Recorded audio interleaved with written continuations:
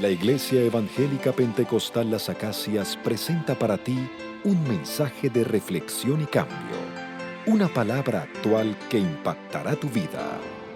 Con ustedes su pastor Samuel Olson. Abramos nuestras Biblias de Corintios, el capítulo 7. Queremos trabajar con el capítulo a partir del versículo 2 del capítulo 7, donde de verdad nos quedamos hace unos domingos. Pero vamos a hacer un preámbulo para ubicarnos y para poder caminar con Pablo en los pensamientos de él. Este capítulo es esencial para nuestra comprensión como hombres y mujeres que vamos madurando en nuestra vida cristiana. Un capítulo con el cual nos podemos identificar con la persona de Pablo e igualmente con los hermanos de Corinto. No creo que vamos a cubrir todo el capítulo. El capítulo está muy lleno de ideas, de sugerencias, de enseñanzas que son importantes para nuestra vida. Vuelvo a tomar el hecho de que Pablo está defendiendo su apostolado ante personas que lo estaban criticando en la iglesia de Corinto. Pablo está escribiéndole los fundamentos de la fe cristiana, de la obra de la cruz. Esto todo lo hemos venido tocando a partir del capítulo 2, 3, 4, 5 y 6. Y dentro de ese marco, esos 4 o 5 capítulos están dentro de un marco mayor de los primeros 2 capítulos y ahora el capítulo 7, que nos hablan acerca de una realidad cristiana, el hecho de que Dios es nuestra consolación y Dios es nuestro Dios de misericordia.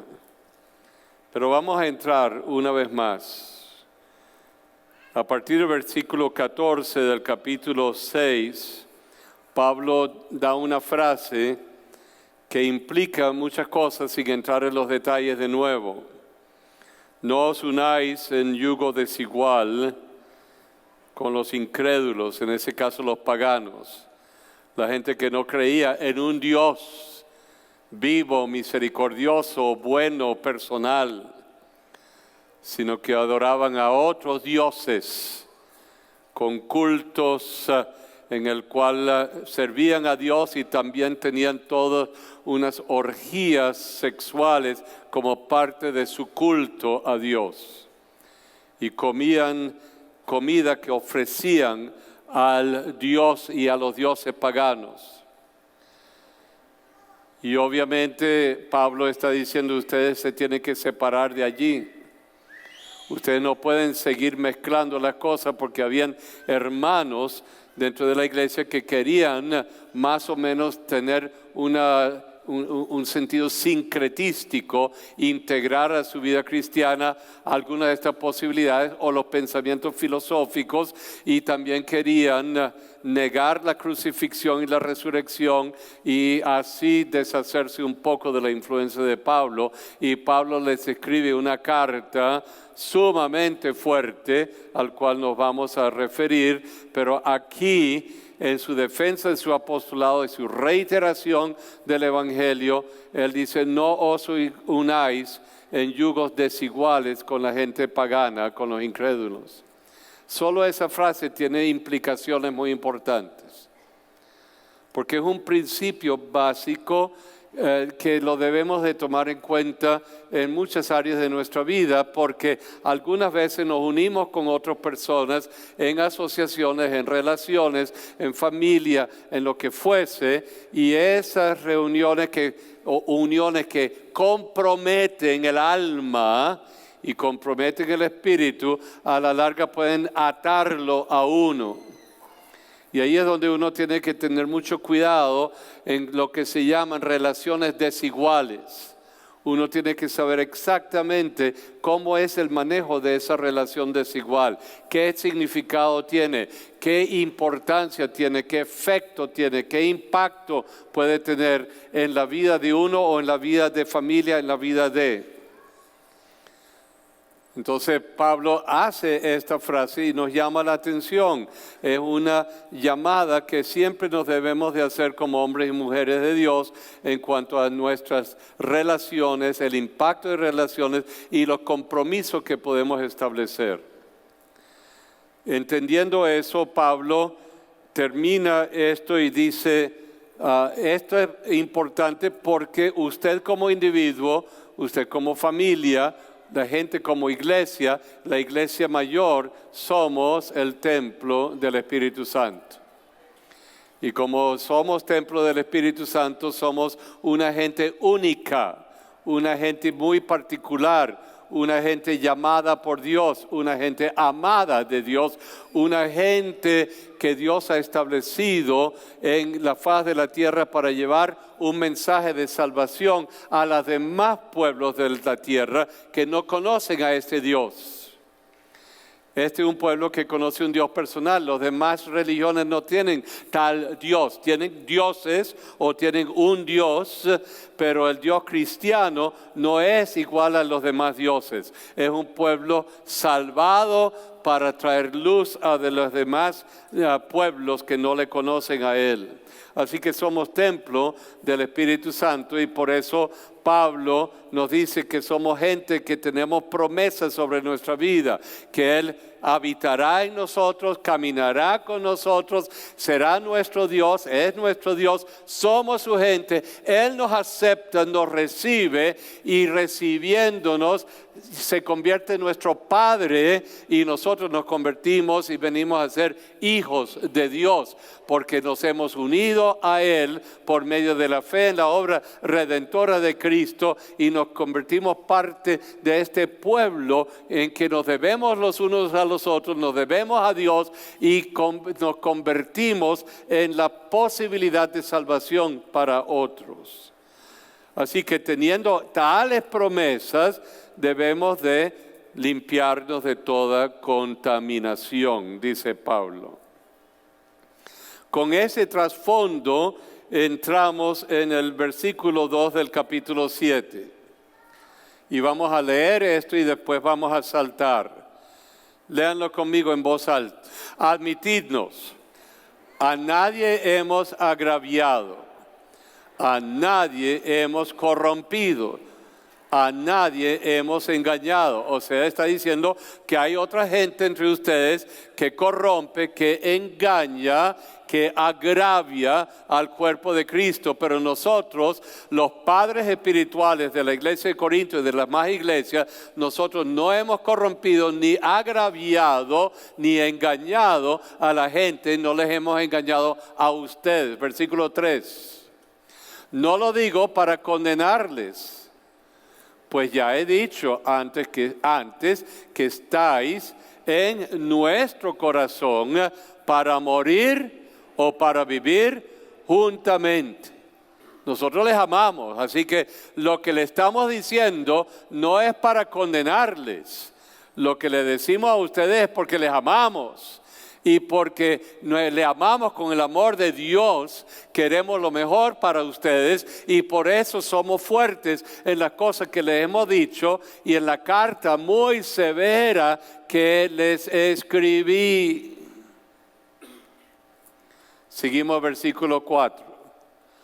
Mucha franqueza tengo con vosotros.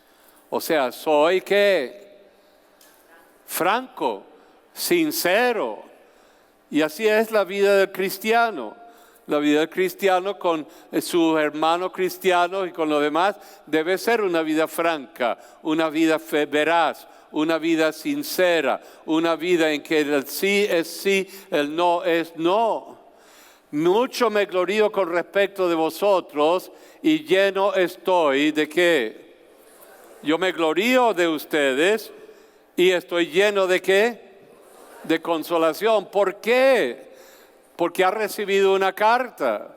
Ha recibido una respuesta a la carta que les escribió, y esa carta les volvió el ánimo. Es aquí donde él empieza a cerrar esta defensa, pero también a unirse con la primera parte, el primer capítulo de 2 Corintios, el capítulo 1 y versículo 3. Nos vamos para allá, pero vamos a dar un poquito de historia primero.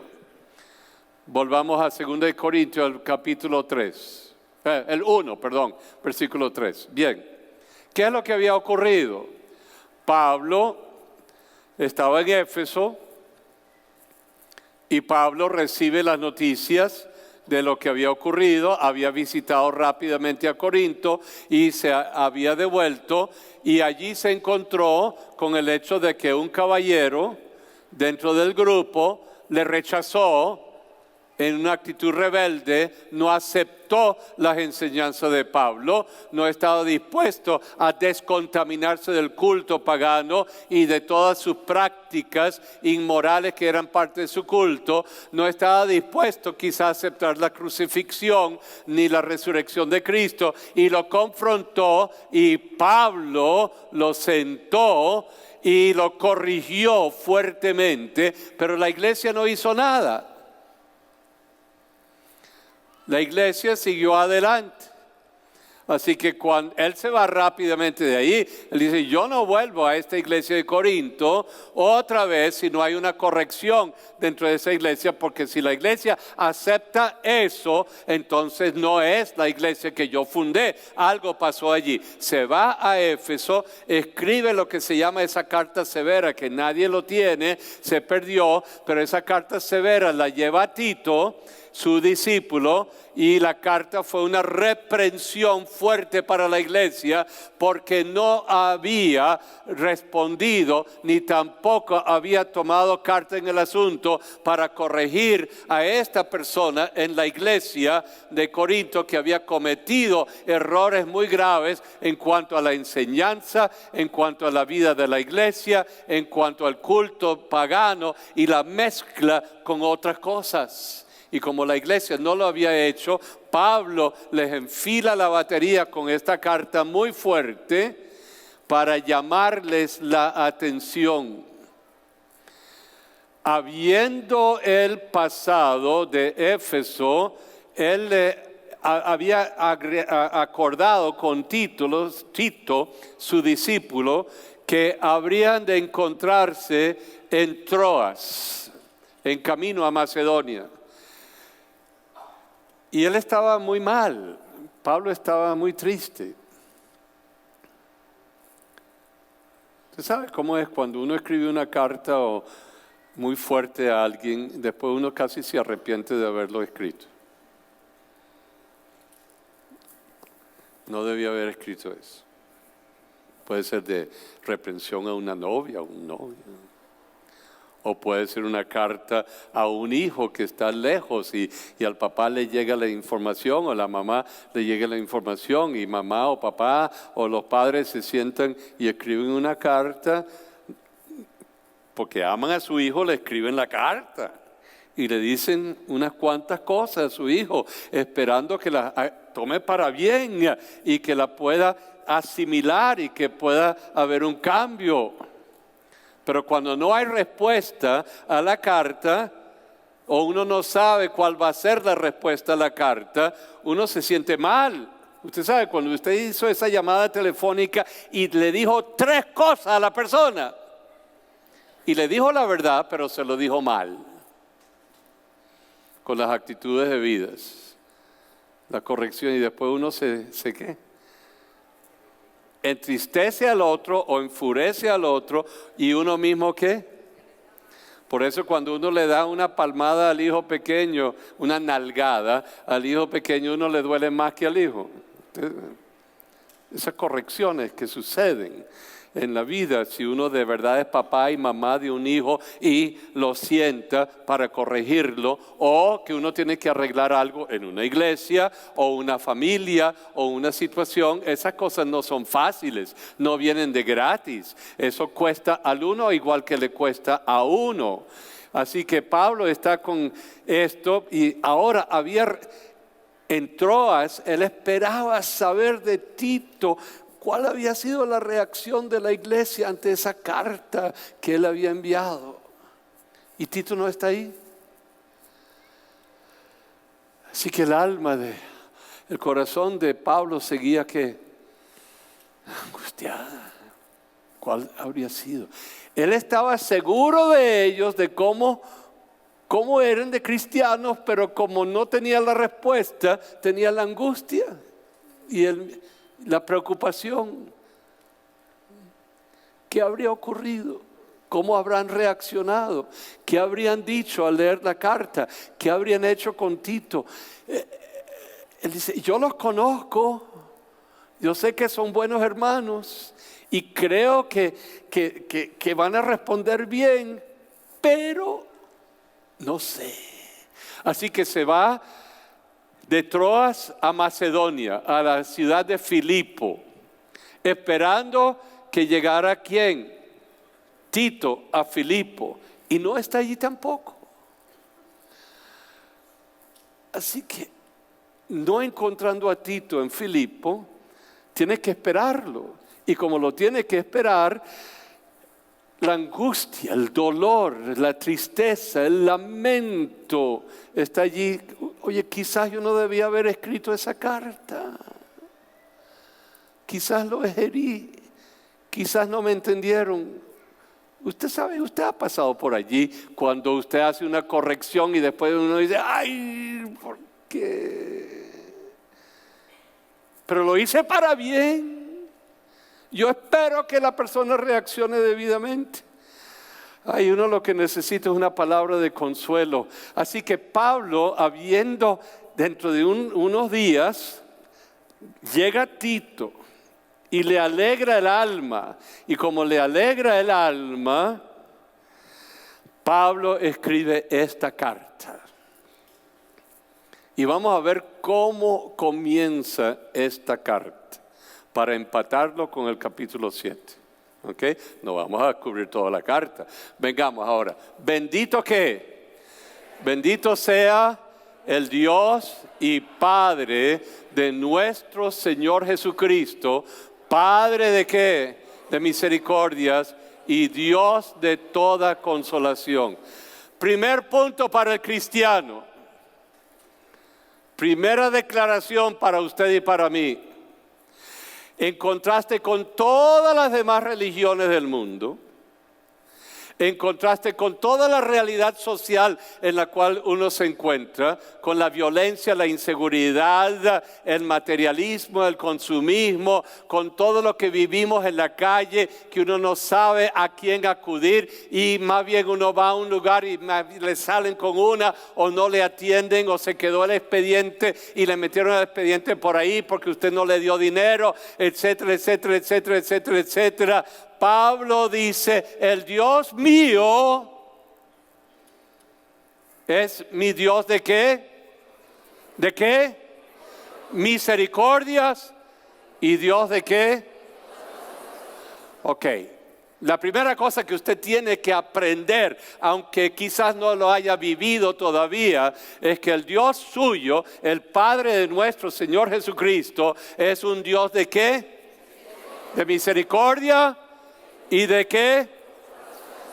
Y usted dice, yo no he comprobado eso todavía, pero me dicen, Señor, yo espero que tú tengas misericordia de mí, yo espero tu consolación, yo quiero conocerte como mi Padre de misericordia y Padre de consolación. Necesito esa vivencia, esa realidad contigo. No me hagas pasar por un momento difícil para aprenderlo, pero yo sí quisiera vivir esa experiencia contigo, que en las dificultades más grandes de la vida yo te descubro como el Padre de ¿qué? ¿De qué? Misericordia y de consolación, porque usted no encuentra eso en la calle. En la calle le dan un tiro. Se va a una religión y ese Dios allá lo castiga a usted o lo manda a usted a la violencia. O es un Dios que está tan lejos y todo depende del esfuerzo suyo. A ver si usted logra a Dios. Pero el Dios cristiano es otro Dios. Es un Dios que le alcanza a usted y es un Dios que hará misericordia en la vida suya y le consolará en el momento apropiado y llenará la vida suya.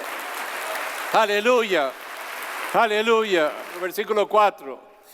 El cual que nos consuela en todas nuestras tribulaciones. Hasta allí. Pablo ya había vivido esto. Y si usted no empieza por allí de aprender que Dios le consolará a usted en toda tribulación, no conocerá a este Dios. Pero Dios hará que usted le conozca a Él. Y esta consolación no depende de alguien que venga para pasarle la mano a usted. Eso ocurre. Pero el gran aprendizaje en la vida cristiana es que usted puede estar a solas en la gran sabana o a solas en su casa, pasando por la situación más difícil. Nadie lo sabe, nadie está cerca, nadie conoce su situación, pero en ese momento es donde usted tiene que valerse de su comunión con Dios, su relación personal con Él, hasta que usted descubra en su comunión con Él que Dios le consolará y Dios le llenará y Dios le dará la palabra a usted, que no vendrá por otro, sino que el mismo Espíritu Santo llegará a la vida suya o de adentro de usted le dirá: estoy contigo, te prometí que habitaré en tu vida, estaré contigo, soy tu Dios, eres mi pueblo, soy tu padre y tú eres mi hijo y yo te he recibido como mi hijo en mi seno interno. Así que yo estaré contigo. Apréndaselo. Y si usted no tiene esa comunión con Dios a nivel personal, si no está creyendo lo que los demás creen, métase con el Señor. Aprenda a vivir una vida íntima con Dios y que usted pueda decir en los momentos más difíciles: Señor, tú estás conmigo, tú me lo has probado muchas veces y sé que me lo probarás de nuevo, aunque nadie venga por allí y yo tenga que pasar por el río a solas o por el fuego a solas o tenga que pasar por valles de sombras de muerte a solas. Tú estarás conmigo y yo lo sé porque tú me has sido fiel hasta el día de hoy y sé que me serás fiel mañana y pasado mañana. Esa es tu naturaleza, así es. Es algo así como lo que ocurre cuando en un matrimonio, pero yo lo digo antes de casarlos o antes de celebrar el acto del matrimonio allá adentro. Si tú le dices sí a él y tú le dices sí a ella, eso quiere decir que tú tienes que saber que aunque se tengan que separar por enfermedad o por distancia o por cualquier cosa, por 2, 3, 4, 5 meses, porque puede ocurrir, que tú sabes que tu esposo o tu esposa dijo sí en el altar y conoce su carácter y su persona y no te será infiel. Aleluya. Ese es el sí del cristiano en el lugar del compromiso ante el público. Yo te prometo, seré fiel. Dios te promete que Él será fiel contigo. Aleluya. La gran decepción del ser humano es cuando el otro o la otra lo decepciona y no le es infiel. Y le es infiel. Eso es terrible, pero se recupera uno. Pero Dios jamás será infiel contigo. Siempre estará a tu lado. Siempre estará presente. Seguimos. el cual nos consuela en todas nuestras tribulaciones. ¿Para qué? ¿Para qué? Es bueno que me consuelen o que Dios me consuele. Pero si Dios me consuela es para que yo también, ¿qué? Pueda, ¿qué? Consolar a los que están en cualquier tribulación por medio de la consolación con que nosotros somos consolados por Dios. No es fácil pasar por un momento difícil a solas. No es fácil encontrarme al lado de la cama de una persona, un familiar que le dio una ACV y que quedó sin la utilidad del lado izquierdo, el lado derecho, o las piernas o los brazos.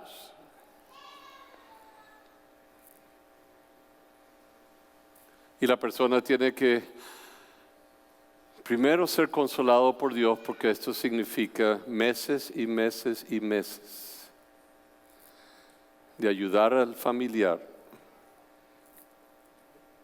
bañándolo, dándole de comer, volteándolo, lavándolo, administrándole todo, no por 1 hora,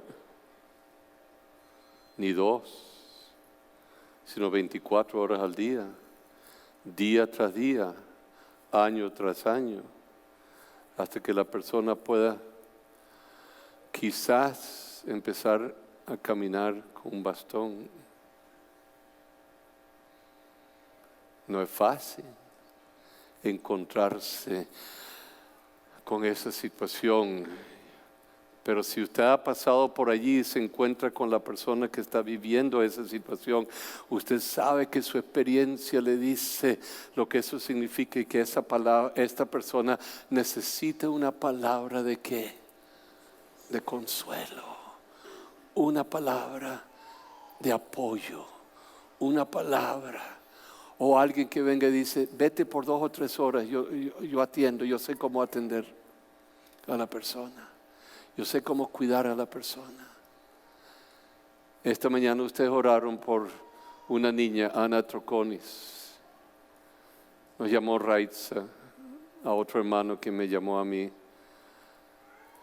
La sobrina entró en la clínica y dijeron que tenía leucemia, 14 años.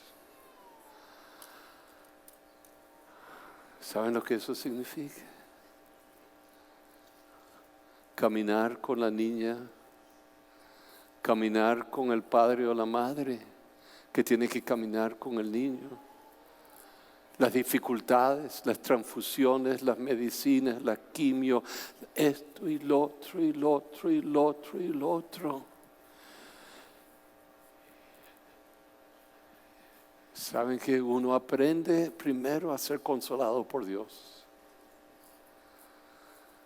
Pero una vez consolado por Dios, uno aprende a ¿qué? A consolar a otros con la consolación que uno ha recibido de Dios. A caminar con eso.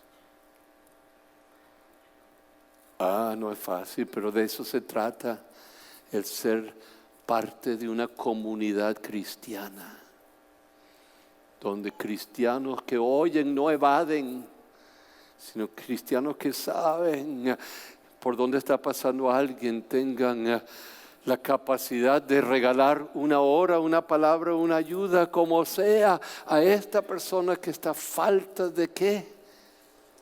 De consuelo, de ánimo, de fuerza.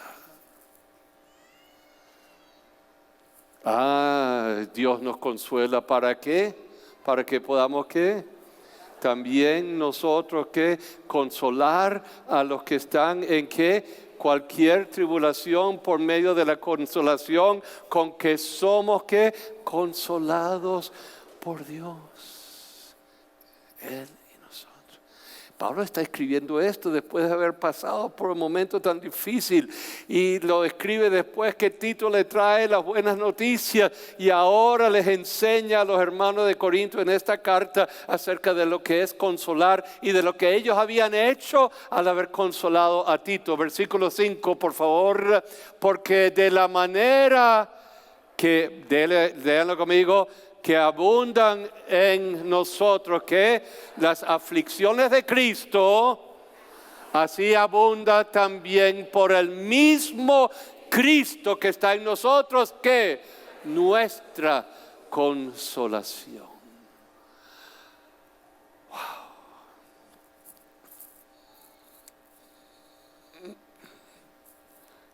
Incline su rostro. Ya vamos a seguir. Repita conmigo, Señor. La vida no es fácil, pero te tengo a ti. Aunque pareciera que otros se hayan olvidado de mí, tú eres mi consuelo, tú eres mi fortaleza. Tú eres mi ánimo. Ayúdame a desarrollar esa vida contigo. En que aunque todo me dejaren, yo pueda aprender que tú no me dejarás, ni me desampararás. Y me ayudarás a pasar por el valle, el desierto, el monte y los riscos de la vida. Pero Señor, ahora te pido algo más, que habiendo conocido tu consuelo, que yo pueda consolar a otros, que yo pueda darles a otros la ayuda, el ánimo, la palabra, el apoyo que necesitan. Amén. 2 Corintios 7, versículo 4.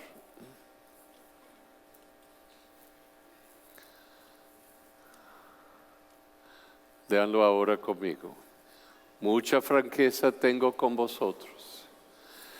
Me glorío con respecto de vosotros. Recuerden que toda la carta la está escribiendo porque ya supo de Tito. Y las palabras que le trajeron de Corinto, las que trajo él, lleno estoy de qué?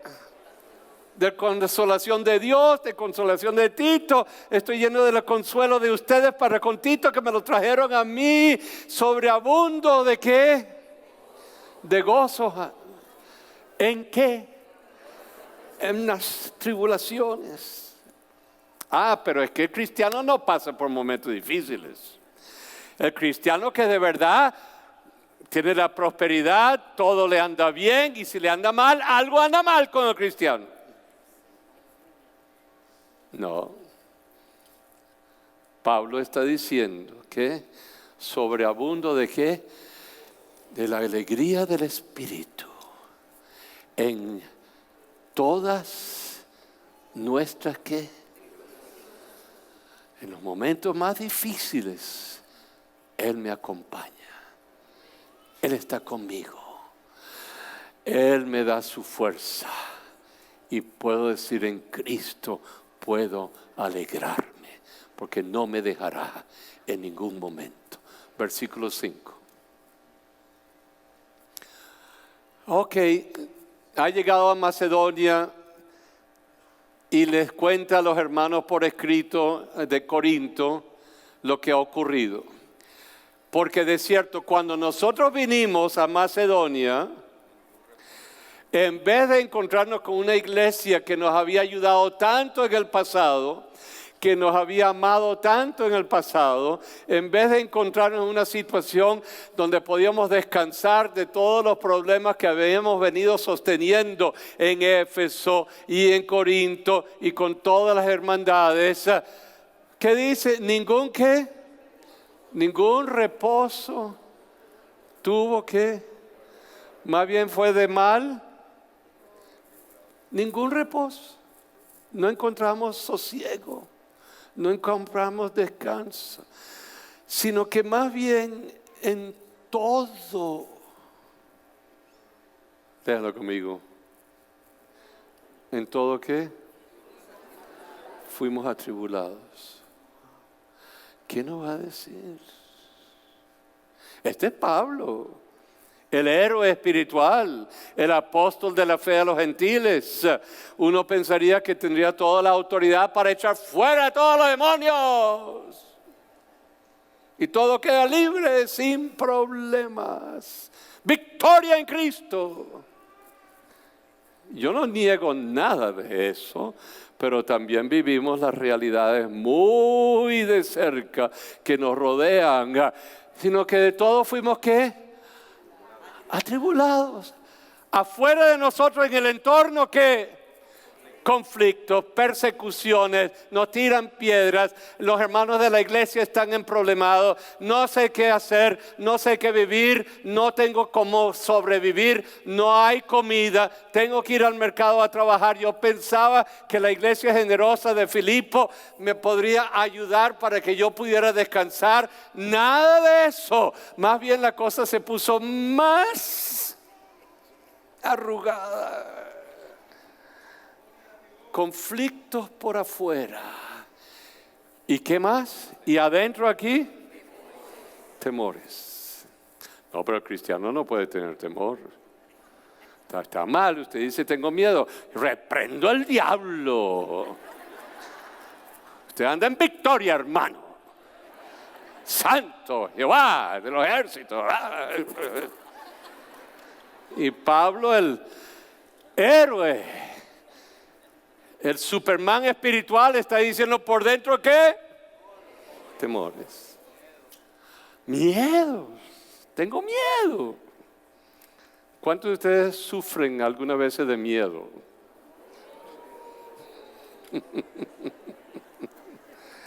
Tengo temores. Yo los llevo calladito. Porque adentro de la jaula, dice, ¿qué va a suceder ahora? Pero Pablo está diciendo, adentro tengo temores. ¿Cuáles son mis temores? Yo no sé lo que va a pasar en Filipo. Yo no sé qué va a pasar en Corinto. Yo estoy lleno de situaciones difíciles y no sé cómo voy a responder ante ello. Y yo tenía los temores de que la iglesia me iba a rechazar, la de Corinto. No sé dónde están los demás hermanos. No sé. Lleno Pablo por dentro de ¿qué? De temores. ¿Y afuera? Okay. ¿Qué cuadro tan real? Ni usted lo ha pasado tan mal.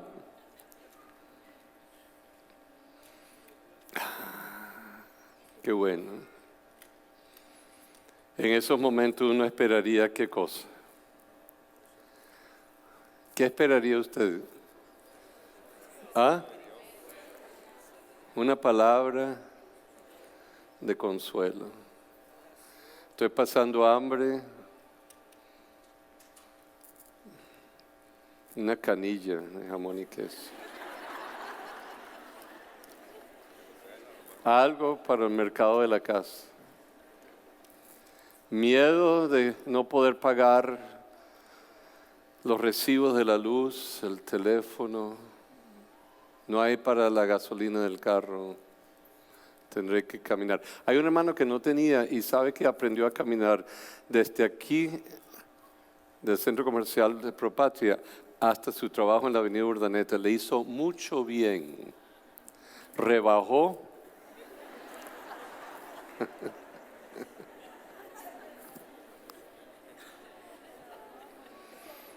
Yo digo, oye, Edgar, ¿estás rebajando? Sí, pastor, yo estoy caminando. Okay. ¿Por dentro qué? Temores. Y por fuera, conflictos. Ningún reposo, ningún sosiego para el cuerpo. Es importante que se lea esto tal cual, sin espiritualizarlo, porque esa es la realidad de muchos de ustedes en este momento. Están pasando por situaciones dificilísimas. Y yo lo sé, aunque no les conozca personalmente, pero es lo que ocurre y no sé cómo manejarlo. ¿Cómo voy a salir de esta situación? Si no encuentro en mi comunión con Dios el consuelo y la fortaleza que Él le da a uno personalmente, usted vivirá de vez en cuando que alguien le diga algo.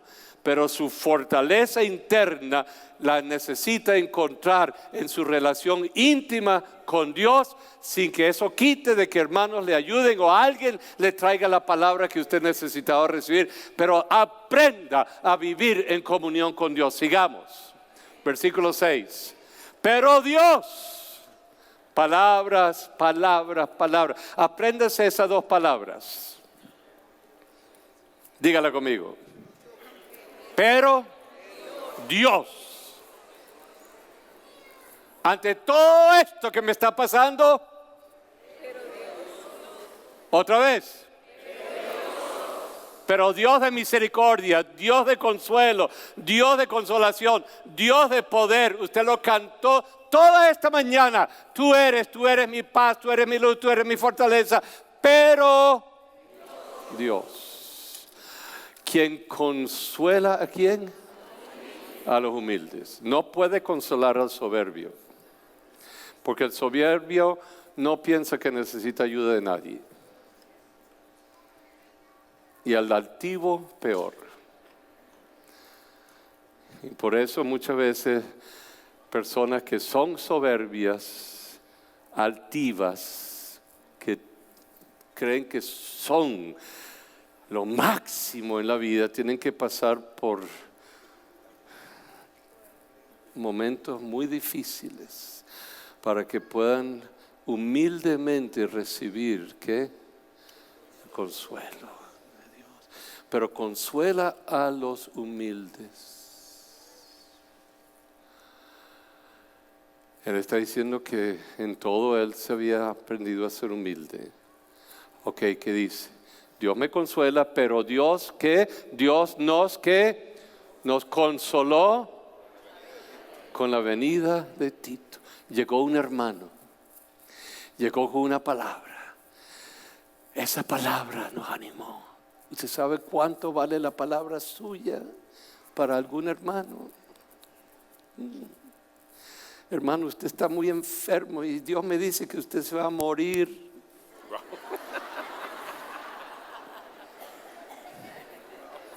¿Eso es consolar? Hermano, Dios me dice que usted tiene un demonio. Y usted dice que Dios lo reprenda. No. Es que hay hermanos que son techados de virtudes espirituales y no saben lo que dicen. No saben lo que le hacen al otro. El otro lo que necesitaba era una palabra que lo levantara. Y este vino y lo...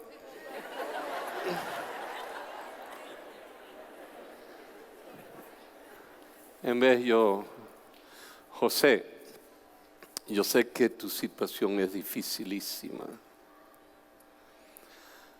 No tengo una palabra precisa para ti, pero recuérdate que Dios es fiel. Dios es fiel, José. Y no solamente es fiel, conoce cada detalle. No sé cómo será la respuesta de Él para ti, no me atrevo a decírtelo, pero sé que Él está a tu lado.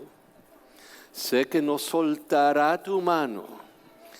Sé que su Espíritu Santo te dará fortaleza.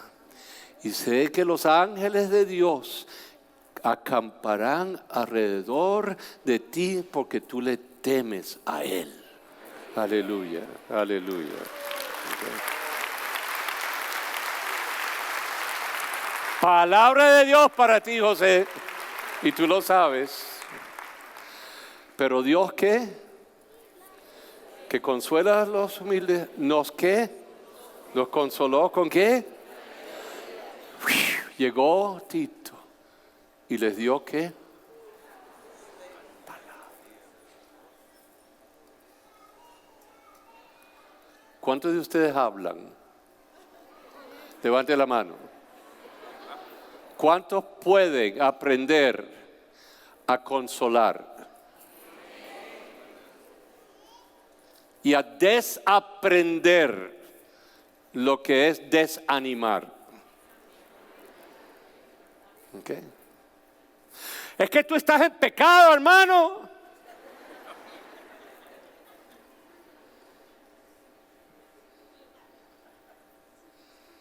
Eso se puede decir de otra manera. Hermano, yo sé que necesitas ayuda.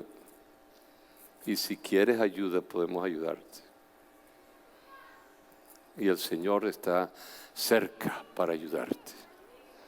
Y como hermanos te amamos en Cristo. Todo cambia. En mi forma de hablar.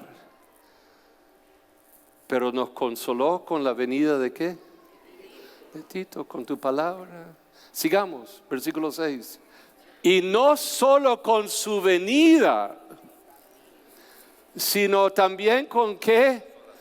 Con la consolación con que Él había sido consolado en cuanto a vosotros.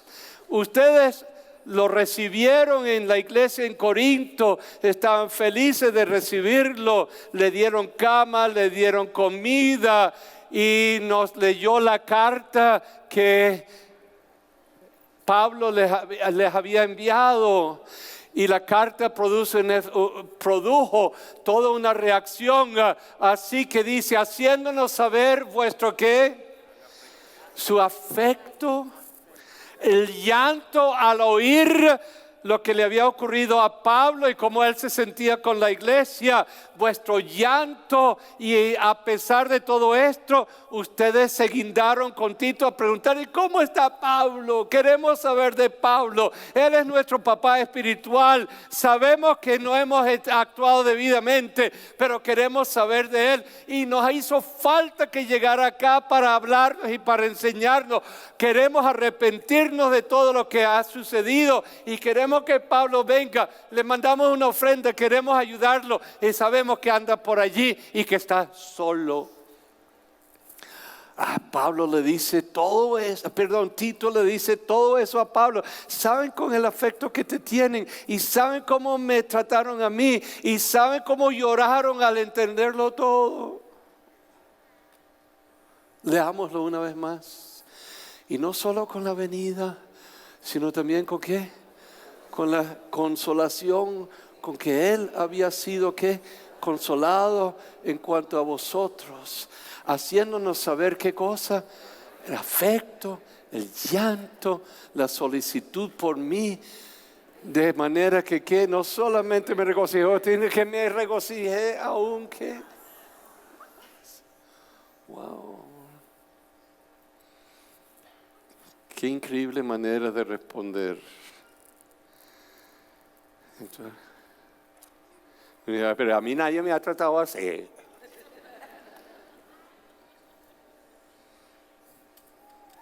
Lo importante es cómo tú tratas a los demás. Cómo muestras tu afecto, tu cariño, tu solicitud, tu deseo de ayudar o de emprender un cambio. Pablo nos enseña tanto, ¿no? Acerca de él y los demás. Qué increíble el aprender a ser consolado y a consolar. Aprender a entender que Dios nos consuela, pero que hay otros que vienen y nos consuelan, pero otros que nos hablan de cómo fueron consolados por los demás. Es una cadena, es una cadena, es una cadena que viene. Un paso más, versículo 8, porque ¿qué? Aunque os contristé con la carta que les envié, no me pesa. ¿Qué tal? Todos estos sentimientos de Pablo, todo este consuelo que él pide, y ahora dice que no me pesa, porque les hizo bien. Aunque en ese momento, cuando les envié la carta, que oye, yo no debía haber enviado esa carta, yo no debía haber llamado por teléfono de esa manera, yo, ¿qué dirá mi hijo en Nueva York cuando recibe la carta que le envié? Ay. No me pesa, aunque en ese momento, ¿qué? Ahorita no me pesa porque ya yo sé la reacción, pero en ese momento sí. Porque veo que esa carta, aunque por un momento, ¿lo qué? Cuando la leyeron ustedes se sintieron muy tristes. Esta es la realidad. Y Pablo está diciendo, algunas veces uno tiene que decir las cosas de una forma franca, honesta, veraz, sincera, con el deseo de hacer el bien, pero haciéndolo a uno mismo le duele, uno lo lamenta. Yo sé que os contristé. Sigamos. Pero usted sabe, nosotros somos así. Es que yo no quiero herir a nadie. Que se lo diga Samuel, él es el pastor. O le zumba la pelota a otra persona. En vez de poder ser sinceros, pasar por el momento del dolor, el lamento. Pero si uno lo hace por bien, uno dice, esperaré las respuestas. Ahora me gozo, ¿qué? No porque haya sido contristados, sino porque fuisteis contristados, ¿para qué? Arrepentimiento. Algunas veces la palabra que alguien nos da nos puede entristecer. Pero si uno es maduro o sincero en la fe en Cristo, uno recibe esa palabra y le da el debido valor. Y puede ser que uno diga, tienen toda la razón en lo que me dijeron. Voy a cambiar mis actitudes y mi conducta.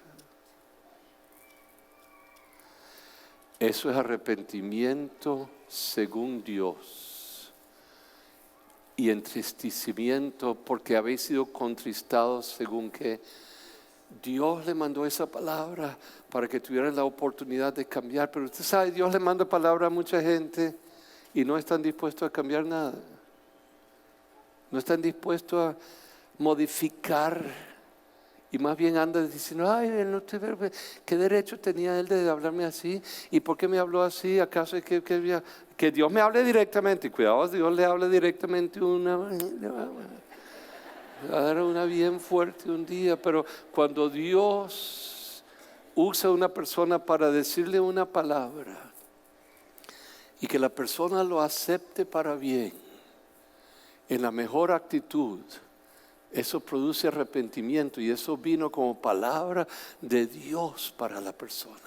Y eso lo vamos a elaborar en la próxima oportunidad aquí y lo que significa un verdadero arrepentimiento del cristiano. Porque cuando uno le duele algo en Cristo de verdad, una cosa es, bueno, perdóname esa. Ahí no hay arrepentimiento de nada. Eso es bluff. Y el otro lo sabe. Pero cuando uno dice de verdad, gracias por esa palabra y perdóname. Vamos a trabajar eso. Cuando nos toque seguir en la próxima, vamos a trabajarlo. ¿Ok? Incline su rostro.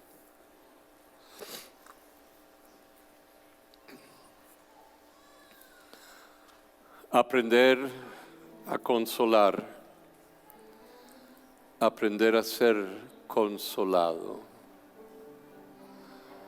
Aprender a vivir una relación con Dios que aunque uno esté solo, el Señor nos pueda consolar con su palabra y su espíritu. Que uno pueda aprender que Dios nos consuela de tantas formas. Por el que vino a hablarnos o el que nos trajo su experiencia con nosotros. Y que en ese cambio interno vemos la mano de un Dios, quien es el Dios de toda misericordia y de toda consolación. Lo repiten una vez más conmigo, no habrá llamamiento sino el himno que vamos a cantar. Señor, gracias, porque tú eres el Dios de misericordia y de consuelo. Enséñame a vivir sabiendo eso, que en el momento oportuno me consolarás y tendrás misericordia de mí. Alabado sea el Señor. Alabado sea el Señor. Glorificado sea tu nombre.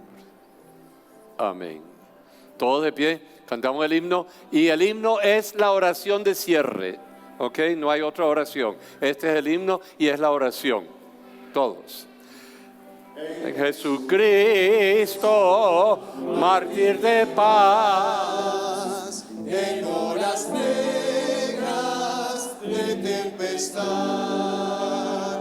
hallan las almas dulces olas, grato consuelo, felicidad, gloria cantemos al Redentor, que por nosotros quiso morir. La santa gracia del Salvador siempre dirija nuestro vivir.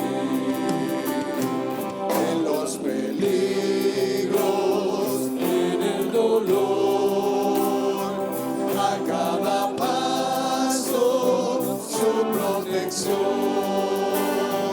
calma le infunde, santo vigor, nuevos alientos al corazón.